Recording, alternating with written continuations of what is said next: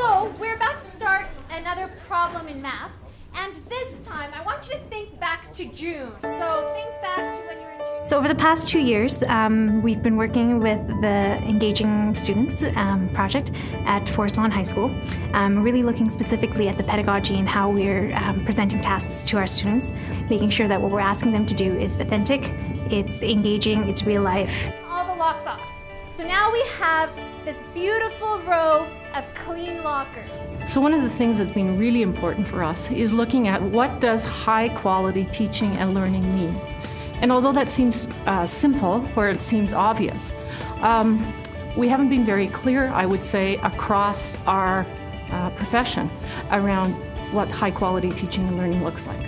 We've used the Teacher Effectiveness Framework, which is Canadian-based research, to frame our conversations and be consistent and clear about what intellectual engagement looks like in our classrooms. Essentially, it was a 3-year research and development initiative where Galileo was contracted by Alberta Education to work with one high school to help them design intellectually engaging and rigorous tasks for students. We were told our goal was to engage our learners and hope for higher achievement.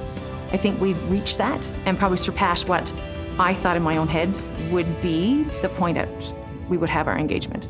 Our professional development is in the building. It's not outside the building.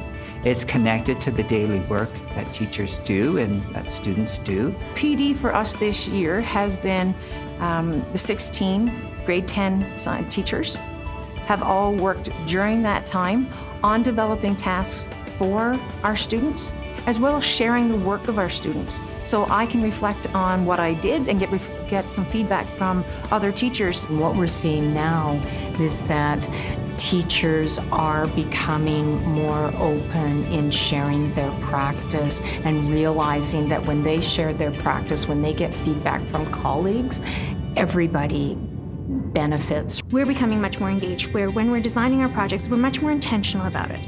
It's no longer just, okay, this is the resource and I'm just going to teach from the resource. I'm actually questioning what's in the resource and I'm taking it a little further. So now it's really about how can I get you to really, truly understand the deep meaning behind the math or the deep meaning behind the content. Or I'm getting the students to ask questions. Why do I need to know this? Why is this happening? Why is this true? Can I prove it?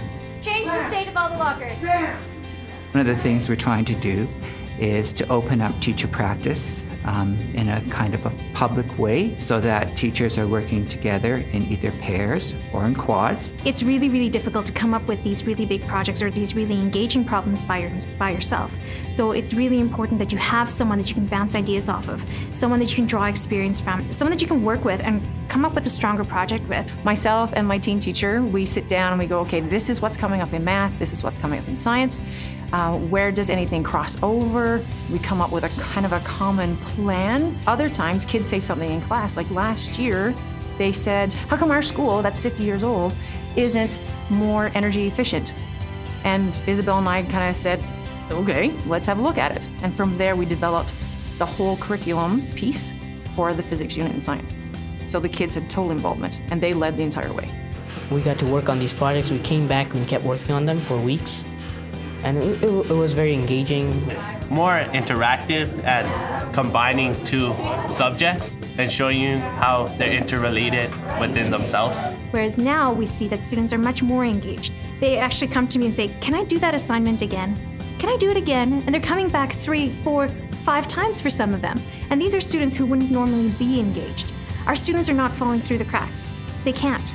The structure and the setup is made so that they can't fall through the cracks. It's not, oh, I didn't understand that, so now I'm just going to move on. It's, I need to go back and figure it out again. I need to go redo it until I get it. So when we look at academic achievement, they are doing much better. It's not just, oh, well, I didn't get that, so I'm just going to move on to the next thing. Our teacher would let us redo it over and over until we understood it. Unlike normal learning where if you fail it, that's it. And you won't be able to get a chance to basically review it and understand the full concept of it. They always think we can do better than what we had in. So they always give us extra time and they give us support by helping us. Figured it out? Awesome. I can do the statistical stuff about how attendance improved, how their marks improve, that kind of thing. I think more importantly, the relationship piece, student to student, student to teacher, student with the school, that has improved tremendously. Kids want to be in our classes. Since it was a pod class, it was like we're all together and we're usually with the same people for every class. It was interesting because we became really close. It was like a family. I get to know my students so much more now that I have them all year.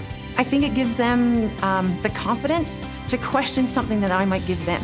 That really helped me last year because I knew my teachers really well.